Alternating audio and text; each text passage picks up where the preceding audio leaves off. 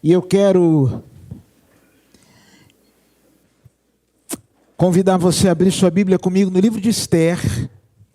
Esther capítulo 4. Esther fica no Antigo Testamento. Se você não sabe onde fica Esther, primeiro livro da Bíblia, Gênesis. Anda um pouquinho, você vai chegar em Esther. É logo depois. Esther capítulo 4.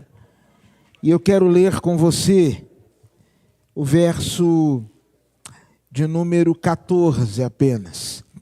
Talvez seja esse, no livro de Esther, o verso mais conhecido do livro. E quero hoje pensar com você sobre coisas que você não pode esquecer. Eu hoje esqueci o nome do Vitor. E a Érica olhou para mim, deu um sorriso e falou assim: mas você não esquece o nome de ninguém. E hoje eu esqueci o seu nome, Vitor. Mas é para nunca mais esquecer. A propósito, tem um texto, acho que é do Luiz Fernando Veríssimo, que ele escreveu um livro chamado Mentiras que os Homens Contam. Não que os homens mintam, deixemos claro. Mas ele fala que um dia, o nome do texto é Grande Adolfo. Ele disse que ele estava caminhando na rua e alguém perguntou para ele assim: e aí, você se lembra de mim? E eu confesso aos irmãos que essa pergunta não é de Deus. Você perguntar para uma... Nunca pergunte isso. Eu, pessoalmente, odeio quando alguém me faz essa pergunta, eu já estou avisando. Lembra de mim? E ele diz que quando você recebe essa pergunta e você não lembra, você tem 3 opções. A primeira é você ser sincero e falar: não lembro qual é o seu nome. A depender do dia da pessoa, a pessoa mergulha lá no fundo do poço. A segunda opção é fazer o que a maioria de nós faz. O que a gente faz? E aí a gente vai conversando, e vai desenrolando, e vai orando, e vai falando: Jesus, Jesus, acende a luz, Jesus, acende a luz, Jesus, acende a luz. E às vezes Jesus não acende a luz e o outro vai embora feliz achando que você se lembrou dele. A terceira opção, segundo Veríssimo, é você botar a mão no coração, fingir que está tendo um ataque cardíaco, a pessoa vai chamar o SAMU e então esse negócio de lembra de mim ou não lembra de mim é o menos importante. Mas a grande verdade é que nessa vida corrida que a gente tem, facilmente nos esquecemos de algumas coisas que precisavam ficar gravadas como uma tatuagem na nossa mente, no nosso coração. Sabe, desde a semana passada, pela manhã, à noite, na terça-feira, eu tenho falado aqui sobre algumas verdades que não podem ser negligenciadas, sobre coisas que não podem ser esquecidas. E me permita mais uma vez nesta noite falar com você sobre algumas destas verdades. E a Bíblia diz assim, lá no texto de Esther, capítulo 4, verso de número 14, a Bíblia diz assim: pois se você ficar calada nesta hora, socorro. Se ficar calada num momento como este, o texto que está sendo projetado, alívio e livramento virão de outra parte para os judeus. Mas você e seus parentes morrerão. Quem sabe, não foi justamente para uma ocasião como esta que você chegou à posição de rainha. Algumas versões dizem: quem sabe se não foi para tal tempo como este que chegaste a este reino. Vamos falar com Deus uma vez mais. Senhor Deus, obrigado pela Tua palavra, ministra as nossas vidas, fala aos nossos corações, precisamos Te ouvir. Fala conosco em nome de Jesus. Amém. O livro de Esther, alguns escritores vão dizer que talvez a razão principal deste livro ter sido escrito foi para justificar uma festividade judaica, a festa do Purim. A palavra Purim significa lançar sortes. Quando você olha para o Antigo Testamento, você percebe que na lei mosaica Deus estabeleceu algumas festas. Deus estabeleceu a festa do dia de Pentecostes, que era da entrega da lei. Deus estabeleceu a Páscoa. Deus estabeleceu a festa da colheita. De certa forma, celebração faz parte do jeito de ser. E é tão interessante a gente perceber que o primeiro milagre que Jesus realizou não foi dentro de um templo, foi numa experiência de festa. Por isso eu tenho muita dificuldade em entender um tipo de vida cristã que elimina da sua prática, do seu dia a dia, o prazer, a alegria, o sorriso, a gargalhada. Eu fui de uma época que quanto mais sisudo, mais santo se era. Eu não sei quem lembra disso.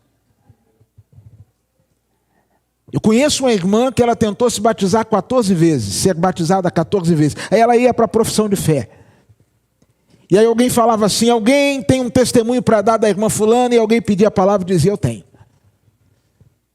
A irmã fulana ri demais, então não pode ser batizada. Aí voltar, ela falou 14 vezes. Foi me recusado o batismo porque eu ria demais. E quando eu olho para a Bíblia, eu vejo um Deus que gosta de festa. Eu vejo um Jesus que, quando se encontra com os discípulos no mar da Galileia, após a ressurreição, eles passam a noite inteira pescando, não pescam nada. E Jesus fala assim, gente, voltem para a terra. E quando eles chegam na terra, já tem um braseiro, um peixinho, pão, churrasco feito pelo mestre. Louvado seja Deus por isso. Nosso Deus é um Deus que gosta da alegria. Você já parou para prestar atenção que quando a Bíblia fala do fruto do Espírito, ele diz que o fruto do Espírito começa com 3 coisas que todo mundo procura. Você olha, está chegando dezembro. Já. E todo mundo fala que quer amor, paz e alegria. São os desejos mais pronunciados. Gálatas capítulo 5, verso 22 diz que o fruto do Espírito é amor, alegria e paz. O nascimento de Jesus foi anunciado como uma nova de grande alegria. Então, em nome de Jesus, você que é um carrancudo, você que é um chato, que o Senhor Jesus te liberte dessa cara carrancuda, meu irmão. Não precisa ficar rindo para todo mundo, nem todo mundo é dentista, né? Então você não precisa ficar mostrando os dentes. Mas deixa a alegria fluir dentro de você. O texto de Esté explica essa festa. E essa festa tem um motivo especial. Essa festa celebrava a libertação do povo de Israel de uma sentença de morte. O povo fora condenado à morte, mas de forma miraculosa, aquele que preparara a forca para o povo, nela foi enforcado, e o povo que seria envergonhado agora é exaltado. Mas para que nós possamos entender muito bem esse livro e muito bem o versículo que nós lemos, existem pelo menos 4 verdades que eu quero rapidamente deixar com você. A primeira verdade é que o livro de Esté é um livro curioso, porque é o único livro da Bíblia onde o nome de Deus não é mencionado.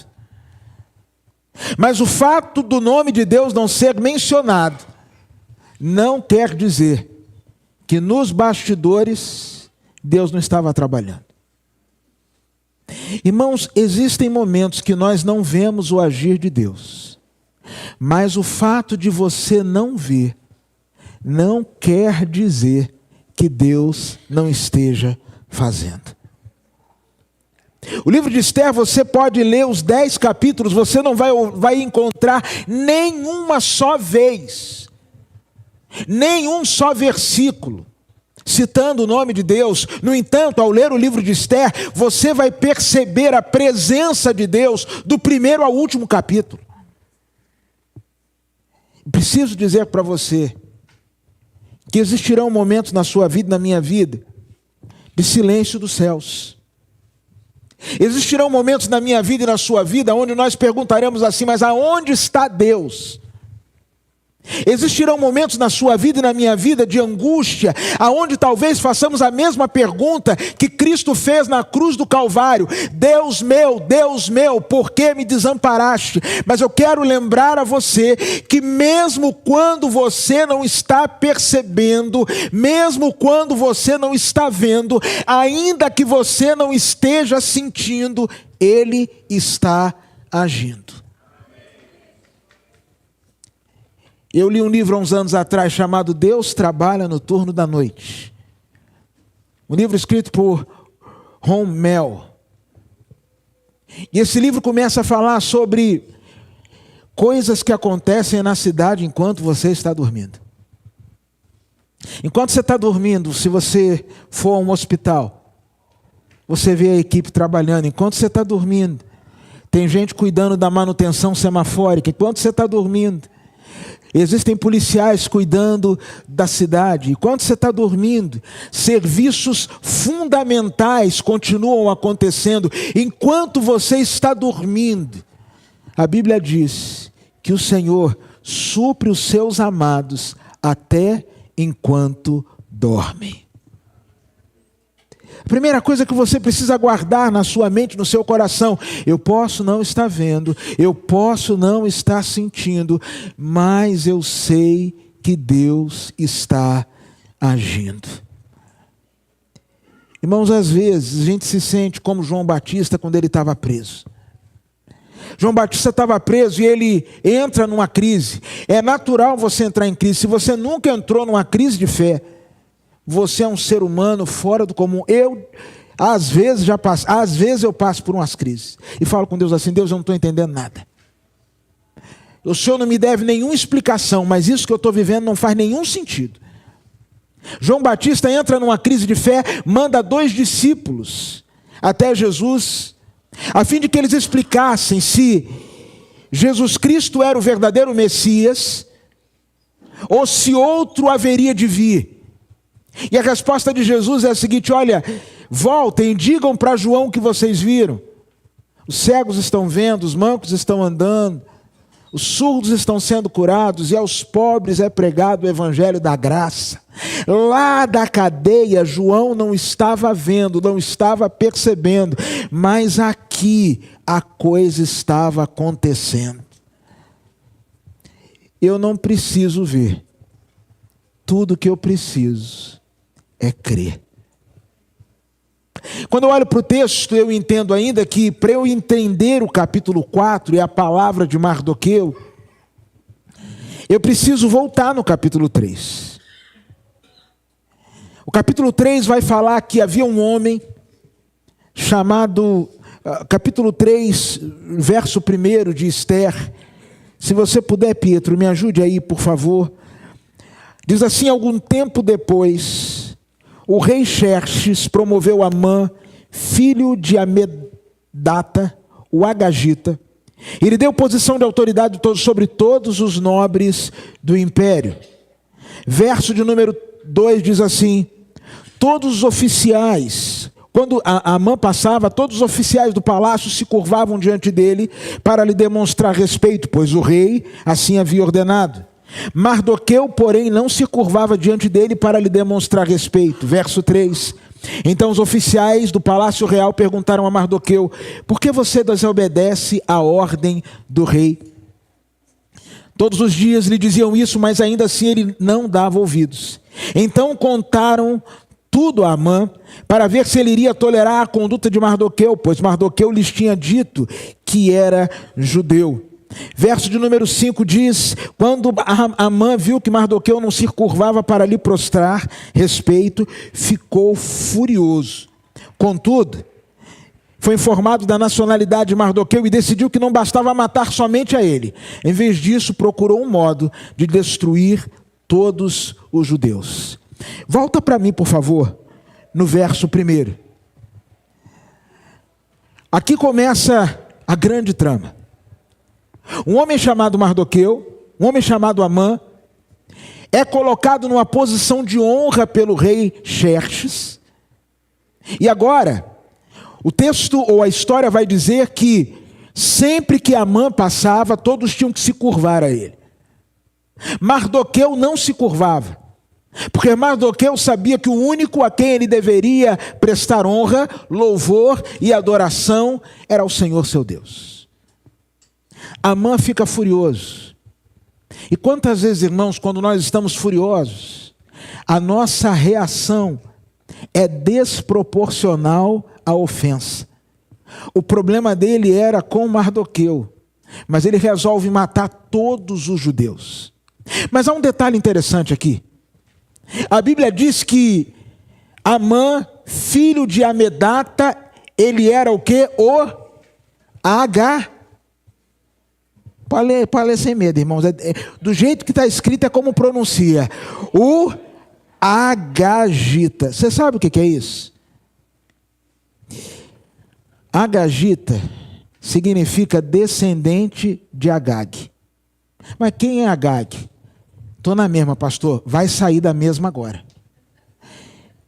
1 Samuel capítulo 15. O Senhor deu uma ordem para Saul. Vai lá no acampamento dos amalequitas. Porque quando o povo de Deus estava saindo do Egito, eles guerrearam contra Israel. Essa guerra está em Êxodo capítulo 17. Séculos se passaram. E agora, Saul recebe uma ordem. Vá lutar contra os amalequitas e extermine todo mundo da casa de Agag. Saul não exterminou. E agora nós vamos para o terceiro quadro. Em Êxodo, em Samuel, e agora mais de 400 anos depois, aquele grupo lá de trás, o que não foi tratado lá atrás, voltou no futuro para perturbar. O que isso está dizendo para a gente? Que aquilo que Deus mandar você tirar da sua vida,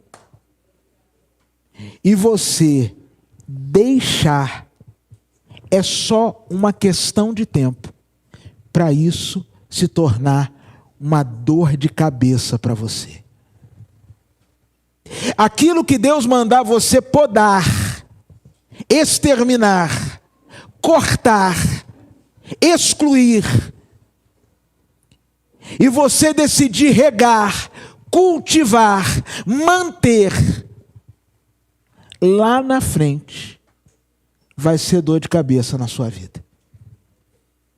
Eram para ter exterminado Agag lá atrás, mas Saul resolve poupá-lo. E agora, séculos depois, da raiz de Agag se levanta alguém para matar todos os judeus. Deixa eu falar um negócio para você aqui. Às vezes, irmãos, Deus fala para a gente tirar umas coisas da vida da gente que dá até pena. Dá pena.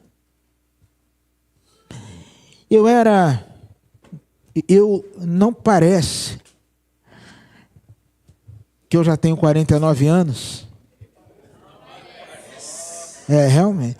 Só para avisar, é um acordo, você que nos visita, a gente tem um acordo aqui na igreja, quando eu falo a minha idade, a igreja espontaneamente diz não parece. É só isso. E aí eu lembro que eu estava vivendo uma situação, assim, meus 20 e poucos anos. Meu pai sempre falou por parábola, até hoje ele fala por parábola. Você tem que entender o que ele quer dizer. Mas também não é tão difícil de entender, não. E meu pai me falou assim, Tércio, você sabe, eu trabalhei a vida inteira no Instituto Nacional do Câncer, fazendo cirurgia odontológica. E eu tinha 2 auxiliares de enfermagem, hoje essa profissão já não existe mais. Mas eu tinha 2 auxiliares dentro do INCA que faziam comigo a visita aos pacientes no pós-operatório. E às vezes nós íamos remover o curativo. Tinha uma que quando ia remover o curativo, ela parecia uma dondoquinha. Ela chegava e falava assim, moço, olha, vai doer um pouquinho, mas olha, segura firme que vai passar. Tá bom? E aí ela começava a puxar o curativo. Aí ela puxava e falava assim, ui, ui, ui, ui, ui, ui, ui. E meu pai olhando aquele negócio, até ele poder ver como estava a cicatrização, era 7 horas a mulher tirando o curativo. Já tinha outra que era bruta. Ela chegava e falava assim, doutor, é para tirar o curativo? Meu pai falava, é. Ela dizia assim, segura nos ferros da cama. Aí a pessoa segurava. Respira fundo. Aí a pessoa respirava, ela fazia assim, no 3, 1, 2, 3, rap. Pode olhar, doutor. Metade do rosto da pessoa ia junto na mão dela. Mas meu pai disse assim, não é porque não era o meu rosto, não. Mas eu gostava mais de trabalhar com aquela que resolvia rápido. Tem coisa na sua vida que é bate forte, bate rápido. Tem coisa na sua vida que Deus falou assim, tira. Não cultiva. Não mantém. Não alimenta. Só que você está com pena. E aí você fica assim, ui, não, mas se eu tirar, rapaz, como é que vai ser? Como é que fulano vai viver? Como é que fulana vai sobreviver? Como é que vai ser isso? Como é que vai ser aquilo outro? Como é que vai ser não sei o quê? Não, eu acho que eu vou manter. Eu acho que eu não vou cuidar desse negócio, não. Eu acho que, não. E aí, eu vou dizer um negócio para você. Ficar no lugar que Deus não quer que você fique é atrair B.O. sério para a sua vida lá na frente. Essa semana eu vi um negócio no Instagram. Tem muita coisa que não presta no Instagram, mas tem muita coisa que presta, como por exemplo fofocar a vida dos outros, né, irmãos? É um exercício. Mas eu vi um negócio que me chamou a atenção. Quando você entrar no ônibus errado, desça o mais rápido desse ônibus, porque quanto mais tempo você fica, mais longe, mais difícil fica para voltar para casa. Saul recebeu uma ordem, extermine Agag. Ele não exterminou. Depois Samuel exterminou, mas não exterminou, mas a descendência permaneceu. Os anos se passam, o povo vai para o cativeiro babilônico, se encerra o cativeiro babilônico. Séculos se passaram. E aquela raiz ruim do passado, que não foi retirada. Irmãos, tem coisa na sua vida que tem que ser retirado pela raiz. Pela raiz.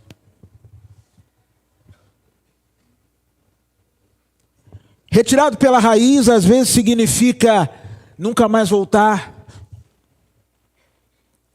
Nunca mais sentar na mesma mesa. Nunca mais atender uma ligação. Nunca mais responder uma mensagem de WhatsApp. Você acha que bloquear é coisa nova? Na minha época a gente bloqueava já também. Era só tirar o telefone do gancho e deixar do lado. Pronto, estava bloqueado. Às vezes, irmãos, não é desumanidade. Ah, mas se eu fizer isso, fulana vai morrer. Morre nada.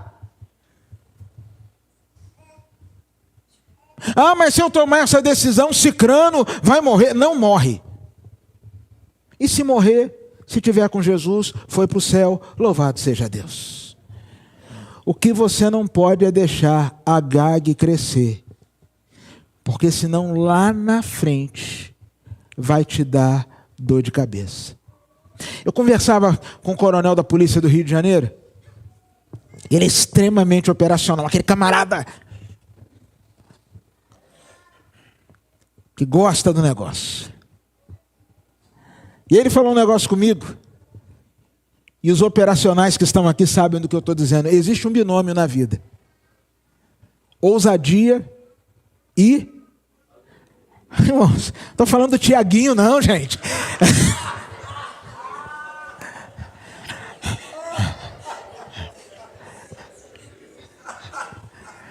Gente!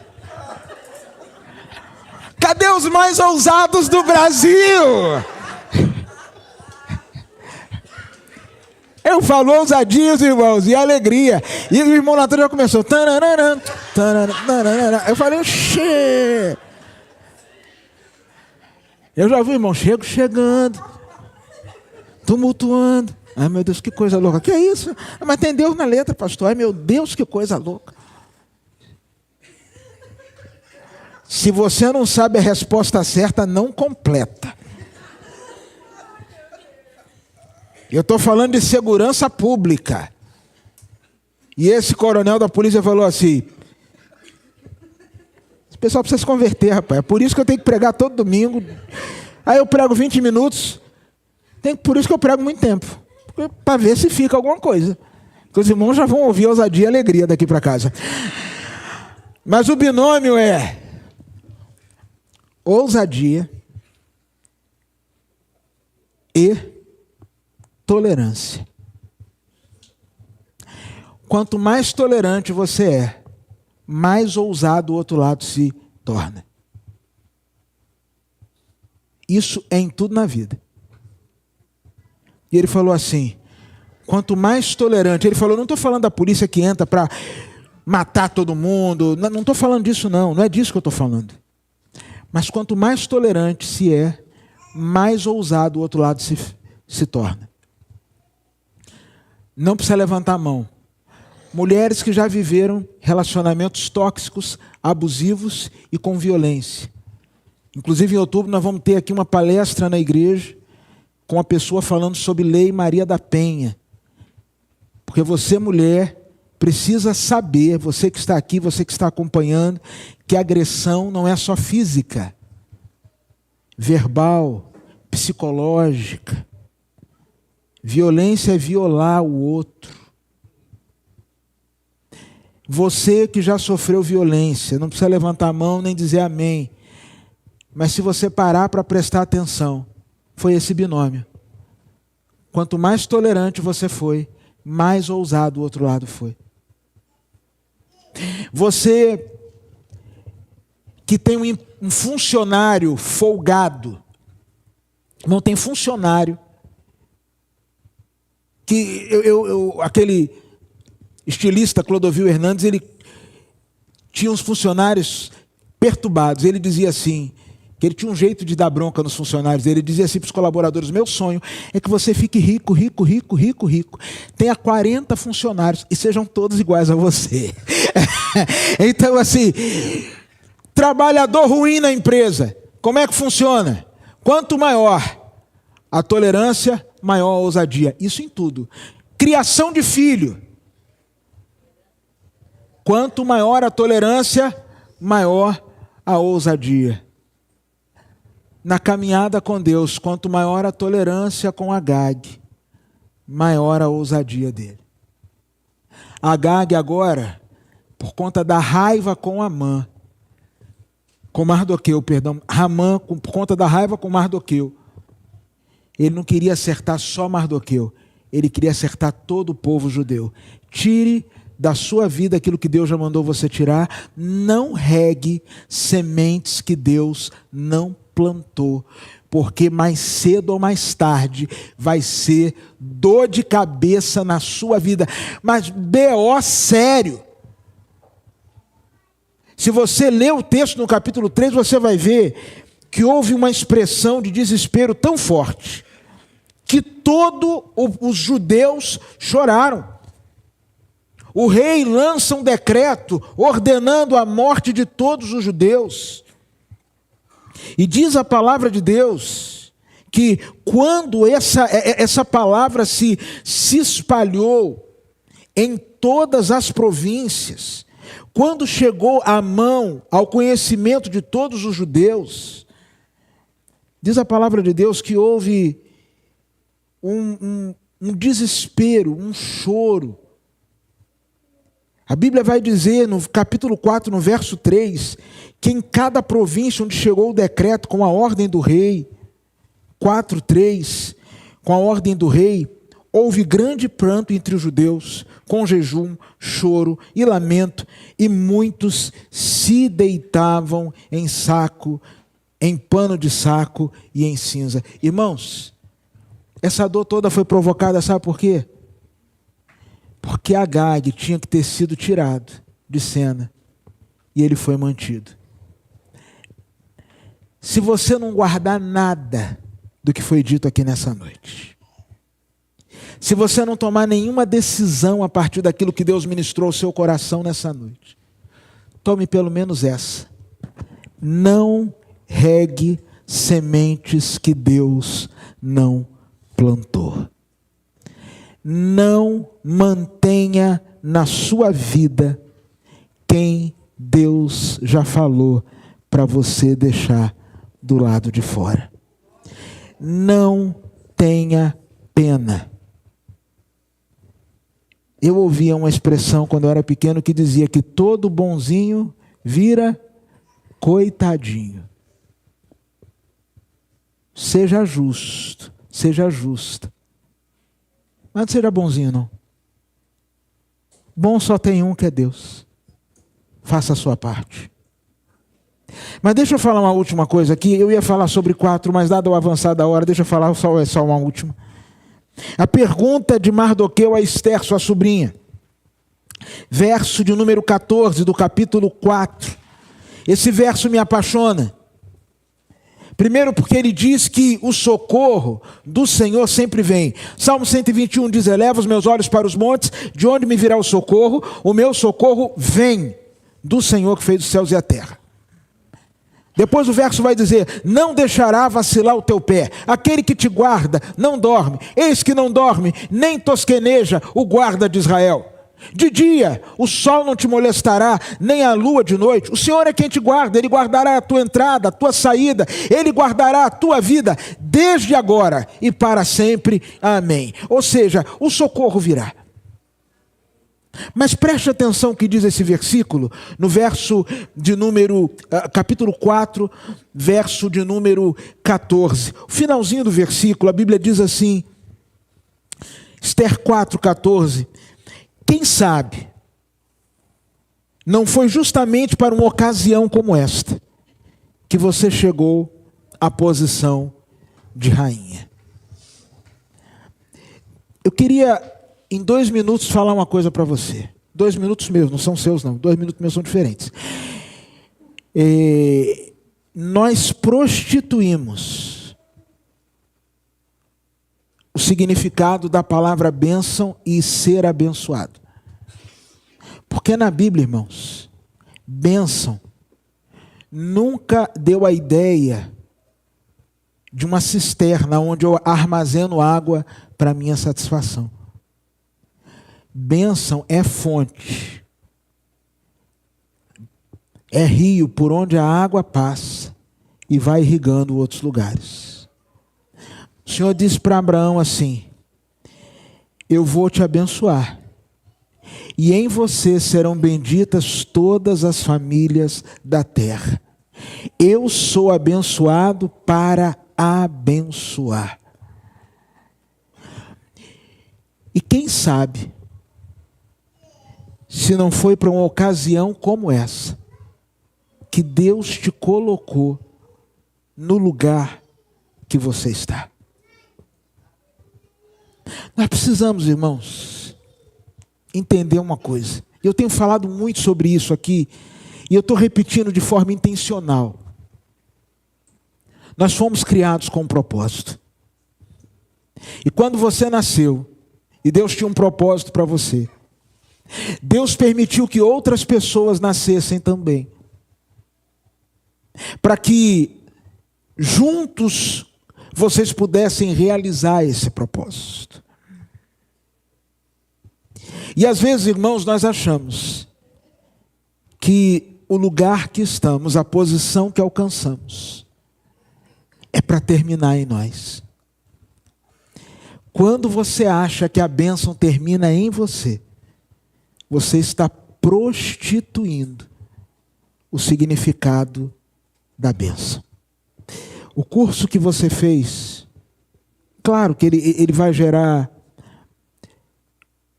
uma empregabilidade com mais facilidade, ele vai gerar uma renda para você, ele vai gerar conforto para a sua família, ele vai dar a você oportunidade de viajar, de fazer isso, de fazer aquilo.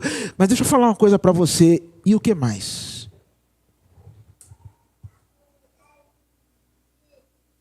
O concurso que você passou, tá? Ele te deu estabilidade, ele te deu isso, aquilo outro. Joia. E o que mais?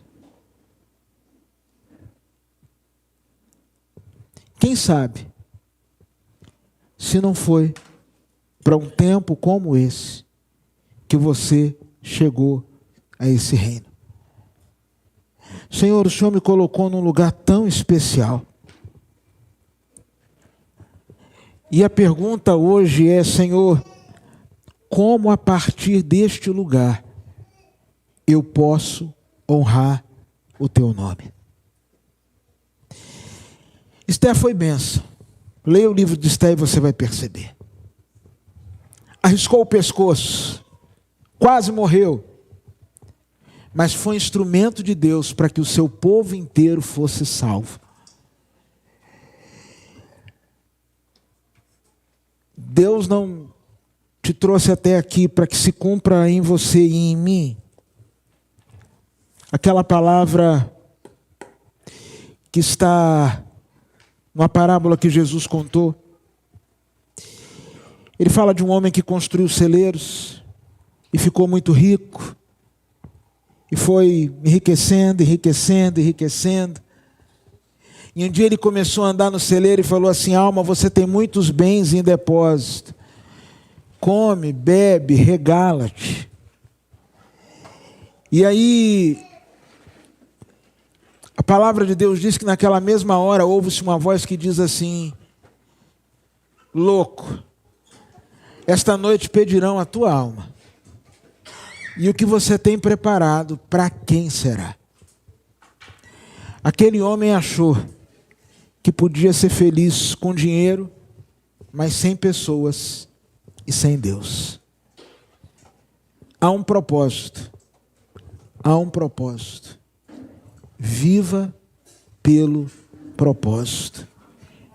Esther, você não chegou aqui à toa. Você chegou aqui exatamente para esse tempo. Viva pelo propósito. Viva para o propósito.